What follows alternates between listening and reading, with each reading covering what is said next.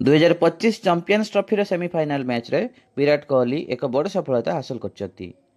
से champions trophy रे सर्वाधिक रन स्कोर करथिबा भारतीय बैट्समैन होई सारछंती। से पूर्वतन भारतीय खेलाड़ी शिखर धवन को रेकर्ड भांगिछंती। ऑस्ट्रेलिया विपक्ष रे 40 रन करिया परे से एही सफलता पाइले।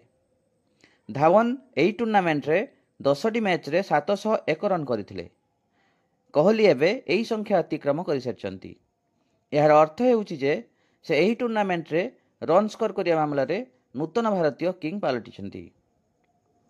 यह व्यतीत विराट कोहली सचिन को अन्य एक विश्व रेकर्ड भांगिछंती। कंगारू दल विपक्ष रे गुरुत्वपूर्ण मैच रे कोहली मध्य अर्धशतक हासिल करी अपराजित अछंती। यह सहित से सचिन तेंदुलकर को पछरे पकाई दैछंती एवं आईसीसी ओडीआई टूर्नामेंट रे सर्वाधिक 50 रु अधिक स्कोर करिथिबा भारतीय बैट्समैन पलटि जाइछंती।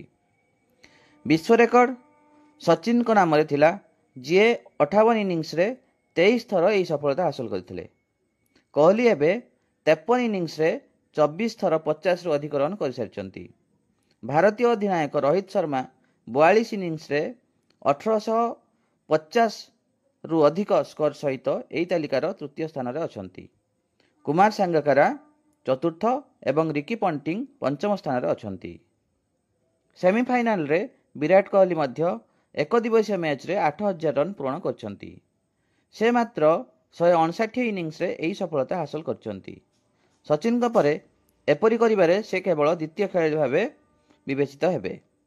सचिन तेंदुलकर तांको एक दिवसीय कैरियर रे 232 इनिंग्स रे 8720 रन करिथिले।